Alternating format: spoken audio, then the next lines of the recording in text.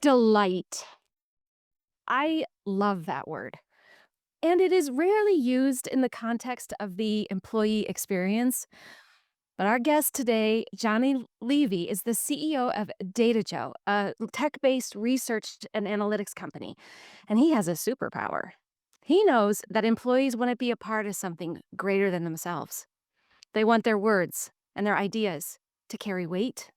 And because of that, he regularly asks his staff what they need to be delighted at work. And the most recent answer was kind of surprising. It was that they wanted a 4-day work week. Okay, great. Well, let's hear more about that and how he pulled that off because this is something that's more common now than it was before COVID, but it's still kind of rare. So I'm excited to talk about this. Johnny Levy, welcome to How I Turn the Corner.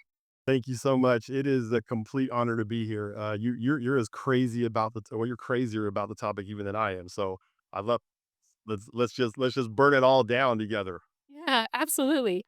So tell us a little bit about your background because you're not a typical guest that's just running a company. You've got a lot more to you. Yep.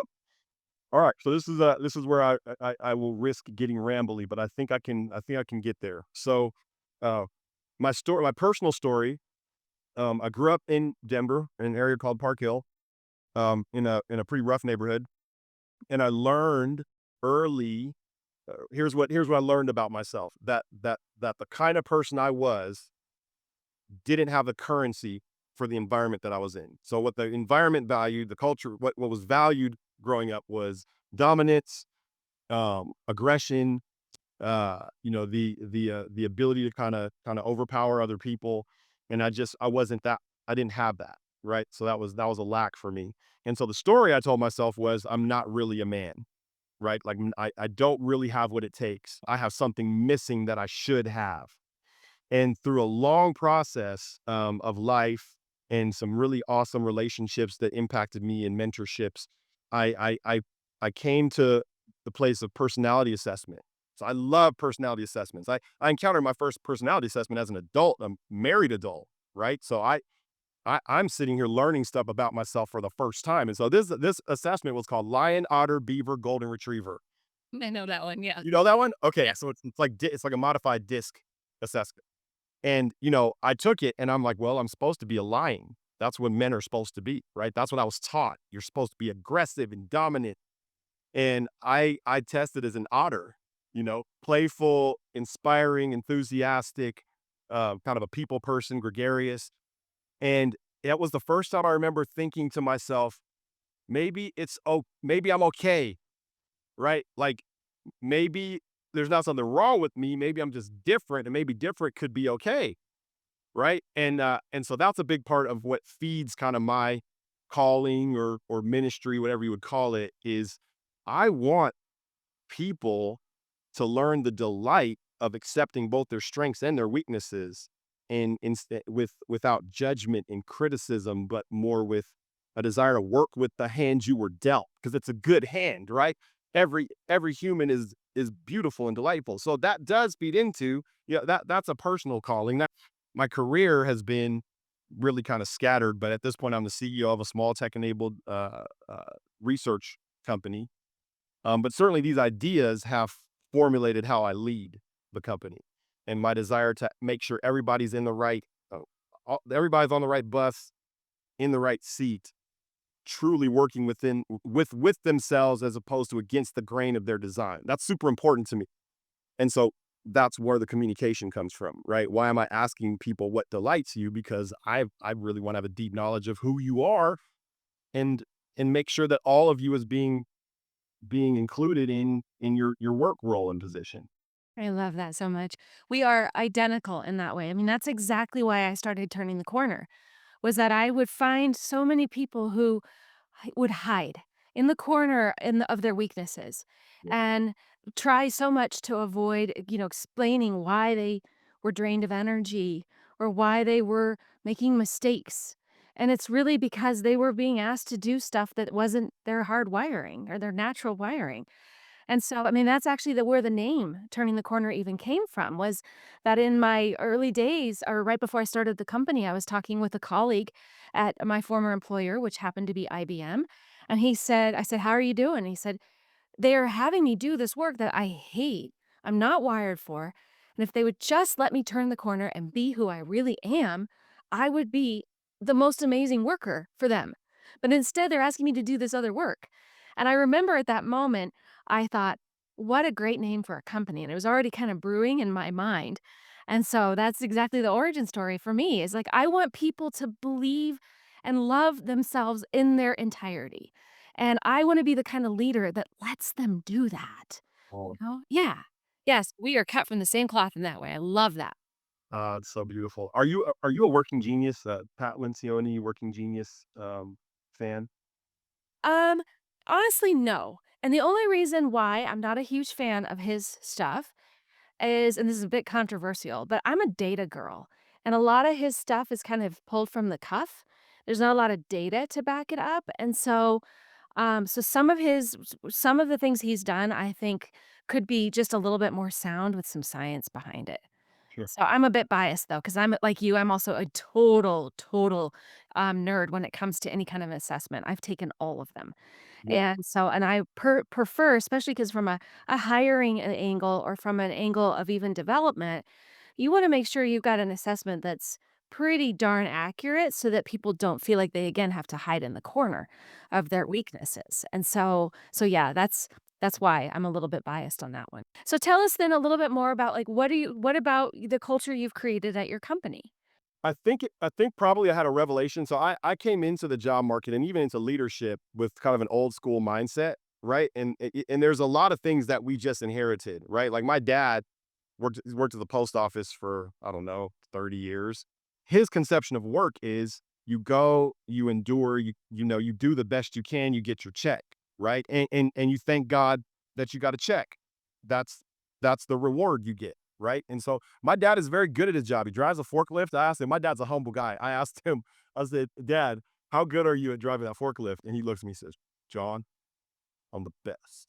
You have to say stuff like that. So I'm like, okay, my dad probably is at the post office, like doing wheelies and spinning that thing around. Like he's probably just amazing. So he gets joy out of that, but his workplace generally is not a joy. It's not a thing of joy, and it would be weird for him to even try to bring together the idea of work and joy. You know what I mean? It's like, what do you mean? Work's not a place where you find joy. Work's a place where you earn your check and support your family, right?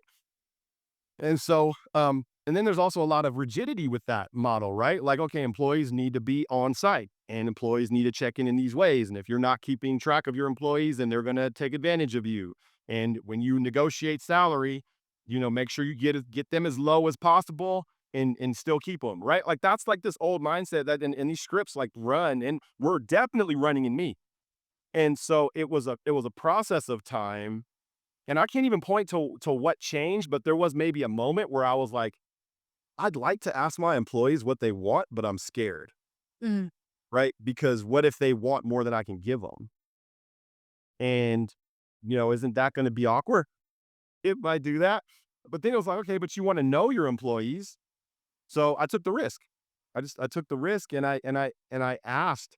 And it turns out that employees are not or, the people we work with, they're people and they have desires and dreams. And so you want to hear the things that light them up, right? Like you want to say, okay, well, what do you love? And it's like, okay, well, I love to knit or, I love all these other things. And okay, well, how can I get you, how can I help in your journey, in your whole journey towards joy and satisfaction? And so anyway, what I found was they want to talk about it. They love that you ask. Well, especially if you're asking authentically, and it's not like, well, let me see what I can check off on a sheet. It's like, no, I'm interested in you as a person. And I found that they answer the questions differently than I thought they were going to answer them. Because I do have certain constraints financially within my organization as far as how I can compensate people. That's just true. Like, doesn't matter if I like it. That's just true. And so when I asked them, what do you want more, money or time? They said to a person, time. Like there's that there's they're like, I don't hate money, but I want more time. We were like, okay, what could that look like? And me and my operations director, Caleb Anthony, who is a godsend, man, he saved our company. This dude is like, he's everything I'm not. I'm like vision and connection and stratosphere, emotion and passion and all this stuff. And he's like, okay, practical planner, executor, accountability person keeps me from going off the deep end. But he also has a huge heart. He has a huge heart for the same things I have a huge heart for. And so he and I got to really wrestle like, okay, well, how do we do this? And he was like, man, a 4-day work week would go a long way for everybody. And started shopping around, shopped it to my CFO, who's also this kind of a person. And we're like, let's do it. And so we did it. And it was beautiful. It was like we lost not an ounce of productivity because it was like, hey, get your work done and you can have Friday. They were like, what? We're like, get your work done, you can have Friday. We have to work 10-hour days? No, you don't have to work 10-hour days. Get your work done, you get Friday. They were like, I will never leave. That's what they're like, I will not leave. We also rolled out at the same time unlimited PTO. But what happens with unlimited PTO is it can become a shame thing or an embarrassment thing. And so we were like, look, it's unlimited PTO. And if you don't take at least 4 weeks of vacation in the year, you don't get this bonus at the end of the year.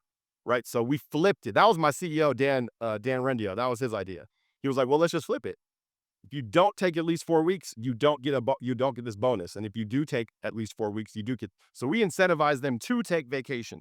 So those two things, right? There's more for us to do. But those two things, for whatever reason, had this really outsized impact on morale that carries. We're 2 years in, it carries to this day. Oh, that's awesome. That is awesome. I love how you talk about it too, because it's coming back a little bit to like your dad's experience at the post office, where it was an exchange of time for money instead of results for money. And I think that that has to be a new way of thinking because, especially with the way that people are naturally wired, they also have the wiring for having energy at certain times and the ability to do things at certain times. So why is it that we're expecting this Monday through Friday 8 to 5 work week when in reality, they might be better working from, 10 to midnight? Or like in my case, like I get bursts of energy really early morning, sometimes Saturday morning. I don't want to be, if I were, like, just only the W-2 employee here, I wouldn't want to be told you can't work on Saturday. Like, let me do me. Let me do the way I can do work best and have it be more results oriented instead of time and money oriented. So I think that that's a really important trend that we all need to start paying attention to as leaders because I think especially the Zoomers or the Gen Z that are coming into the workforce now, they are really pushing the envelope around like, no, no, no, I'm not going to let work suck.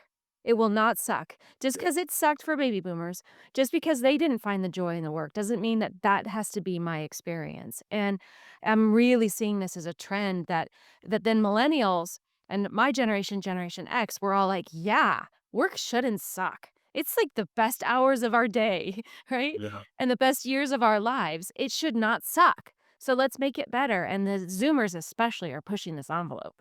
So Yes. I think you're ahead of the curve. I love also the unlimited PTO piece because the other thing we see from an HR angle is burnout with unlimited PTO. People burn out because of the shame factor or also burn out because they just don't really understand the rules around it yet because it is actually still a little ill defined. And so I think what you're doing there is actually really brilliant by doing a bonus if they take the vacation. So Yeah. excellent. Right. Because the point, because we had to go back to the core principle. What's the principle? The principle is it's healthy and good to take a break. Right. Like we all can agree on that. Right. So then why would I incentivize you? Because that's what we were doing before. It was like, well, if they didn't take their vacation, they can get a payout at the end of the year. Right. That's reverse instead. Right now, I'm incentivizing you not to take vacation because I'm paying you at the end of the year, basically not to take vacation. And we were like, okay, well, that's backwards. And so yeah, I gotta give all the credit to Dan Rendiello. That brothers was like, well, let's just flip it. And I was, what do you mean? You know, like, what do you mean just flip it? Let's pay him to take vacation. Like, you're genius, bro. Yeah. Yeah. Yeah, that's great. Love that. And so let's actually turn this conversation then into the bottom line because these things are going to sound to some of our listeners expensive. And so, how is it that you are able to justify this financially so that, and I'm pretty sure I know the answer, but let's let Let you uncover the answer for our listeners. Mm. How do you justify all this financially? Well, great, and I have a board that I'm accountable to, right? I have, I'm not the owner. I'm a minority owner in the company. So, I have a majority owner who has the power to overturn my decisions, right? And so the bottom line is they're looking for results just like I'm looking for results. So I think you named it pretty well when you said we need this, not just pretty well, I think perfectly. Like there needs to be a different emphasis on time for results rather than time for money, right? Or some other, like, results is the metric, right? Well, on their side, what do they care if we have a 4-day work week or a 5-day work week if the work's getting done, right? Like, I mean, they care if it works, right? And so how does it work? Does it work? Well, let me tell you what's expensive, which you talked about this in the first interview I got to hear of you. You talked about how expensive it is to be unhappy at work, right? When people are unhappy, they there's higher turnover and there's all these consequences, which I thought there was probably 5 or 6 consequences that you went into, financial consequences of having unhappy people. And so I don't have those consequences, right? Like, I don't have those financial consequences because my people are extremely happy. Now, Let me pause you and fill those in for the listeners because it's these things that Johnny's referencing. He's talking about or what I was saying the other thing he heard was low productivity. So if you're paying people for, let's say, a 40-hour work week and you're only getting 25, 30 hours a week out of them, that is 10 hours of time that you are paying for and expecting utilization from that you're actually not getting that. So your decision making might be that I need to hire more people because you think you don't have enough staff to get the work done when in reality, they are not productive. And so if they're not productive, that's expensive. Turnover is, we all know and we talk about how turnover is so expensive, but nobody really calculates it. It's calculated by looking at how much time are you spending onboarding an employee to get them to a place where they are generating the equivalent revenue of what you're paying them. That's where you break even. I call that a return on tenure. If you're at least breaking even on an employee, okay, I, as a business owner, I want to more than exceed that return on tenure. So you've got onboarding, you've got all of the costs associated with bringing an employee in, the cost of healthcare and insurance and taxes, subscriptions, computers, desks, overhead like that. That is all part of that overhead. If you are not calculating that and not looking at how much that's costing you relative to the return on tenure, you are wasting a ton of money. So those are some examples of what Johnny's referring to. There's more, but anyway, carry on. So yeah. no, that's beautiful, right? So happiness, if you can gain that holy grail of happiness in your workplace culture, then a lot of those problems are getting solved, right? Period. End of story. But then okay, but what about the cost? Um, so for us, there's no cost, right? So for me going to a 4-day work week, there's zero cost. And again, you have to trust your people, right? I've hired carefully. We work remote. We're all remote. So I don't see what these people are doing. And I also have come to terms with the fact that I care about results and I don't care about what they're doing at a given moment, right? And when they're doing it. I've hired people of integrity, people that I trust, people that I care about. And I've also basically alleviated myself of the burden of having to be their police force, right? Like, there's certainly structure that's needed, but I'm not like, we used to have it where, like, okay, if you go for a break, you got to check out on Slack and then check back in, right? We used to have that. Why? Yeah. Uh, uh, I don't want to keep track of that. I want nothing to do with that. That's very stressful for me. I don't want to know. I'm like, are you getting the results done? So first of all, there's that results oriented piece. But let's look at the if everybody's able to continue to get their work done in a 4-day week, which they did. Like, I'm telling you, there was 0%, 0.0% of any negative impact that I saw in the last 2 years from having a 4-day work week. So no cost there, no tangible physical cost there whatsoever. Then the idea of unlimited PTO. We basically just took what we were already paying people out, right? Like, on average, what were we paying people out at the end of the year? Uh, and we were like, well, let's just turn it into a bonus. There was literally no change. Right. So from instead of like accruing the vacation and paying it out at the end of the year instead of rolling it over. Yeah. I mean, that makes a ton of sense. Yeah. No financial cost, and only a joy and satisfaction gain.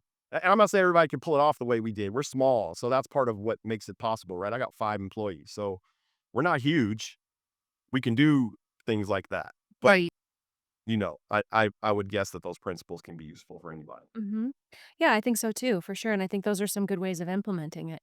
Um, so let's kind of switch gears then and talk a little bit about the background you have. So, for those of you listening, you won't know this, but for those of you watching, you can see all these superheroes behind Johnny. Tell us why. What is up with all these superheroes? You can't just be a Marvel maniac, are you? I am a little bit, yeah, but yeah. That was one of the ways my dad who works at the post office, I was telling you about him. One of the ways I connected with him as a child was he just is crazy about comic books. He has a whole room in his apartment that is just comic books. And it was like this sacred space where, like, I got to go in there once a year and maybe look around and see what was in there, So it's like the mystery and the awe of the superhero trope is just in my DNA, from my family.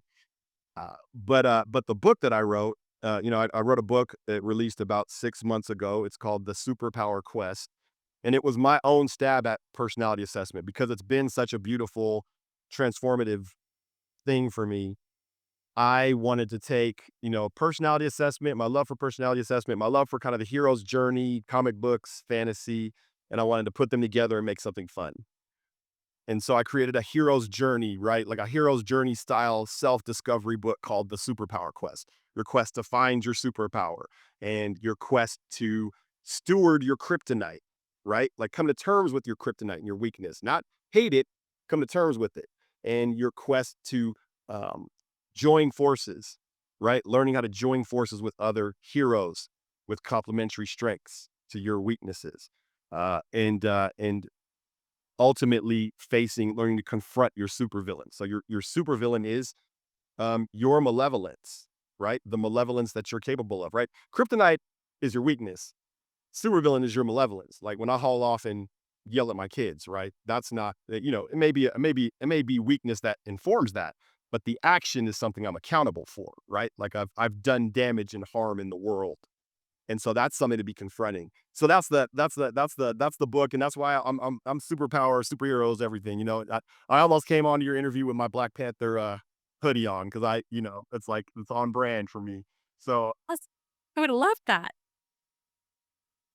Yeah, the Marvel series has been something that's really connected my family together as well. So, I'm not personally a big fan of all of it, but I'll do it because my kids love it. So, yeah. how old are your kids? Now they're 16 and 11. So, we really went through the phase a few years ago. Yeah. It's gotten a little tired out here in the house, but yeah, it's great. Yeah, it's there's an insatiable appetite for that stuff. I'll tell you what. Yeah. Yeah, well, that's excellent. So, how is it going with the book?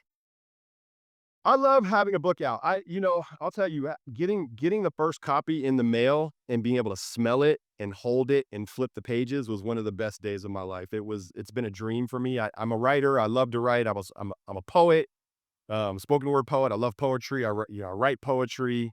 That was kind of my one of my focuses in college at CSU, which I think you were there too. So yeah, depending on, I don't know how much older than you I am, but we might have passed each other in the hallway. Uh, Really? but um, in terms of how it's going, I love having a book out. Um, and my goal for the book was not to sell. I think I went into it with my eyes open. It wasn't like you don't just publish a book and suddenly everybody reads the book and you get lots of money. That's not how it works. You publish a book and then you work the message for the long term if you believe in it, right? Like, and so I signed up for that. I signed up, and I've sold probably 100 copies. Like I don't know if I'm supposed to say that, but to me, like Christmas. Yeah, 100 people have my book in their hand, and maybe it'll be 1,000, right? Like maybe it'll be 10,000. I don't know, but am I willing to work the message um, for the next 5 years? Absolutely, right? And so yeah, so I would say it's doing everything I would ever have wanted it to do. I would say the phase that I'm in now is just a little like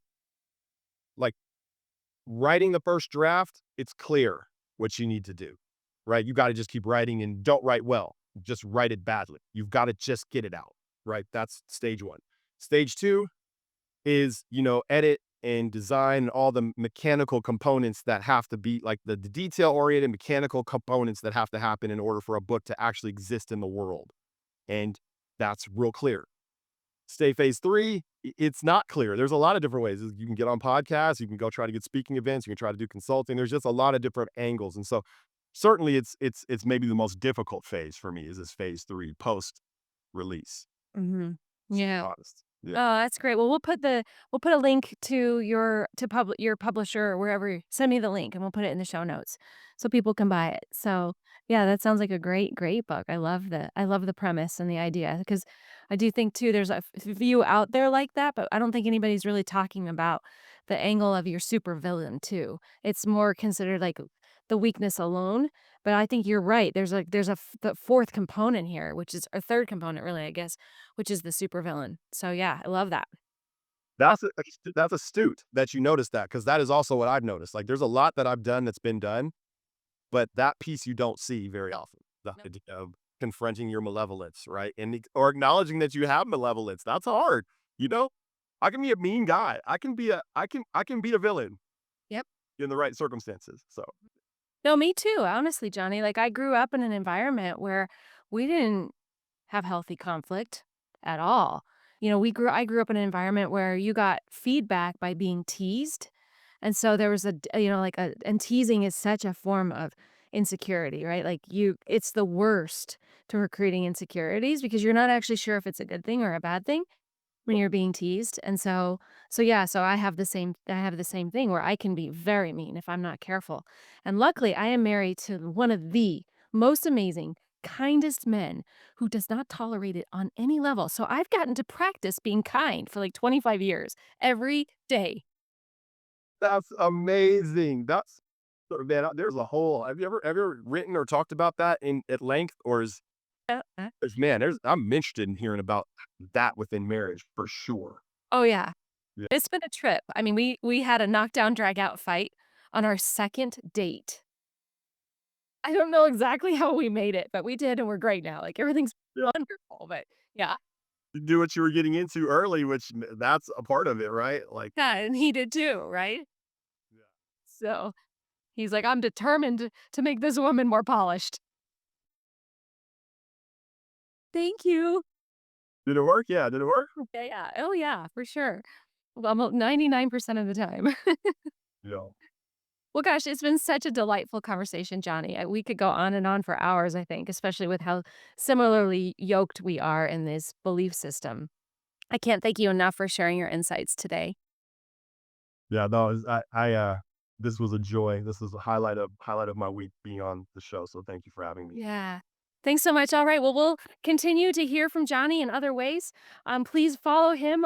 Include his information also in the show notes so you can follow his podcast, especially if you're in media and you're curious about anything with media. He's got some great stuff up there. So thank you again, Johnny, and we'll see you on the other side. Thanks so much, everybody.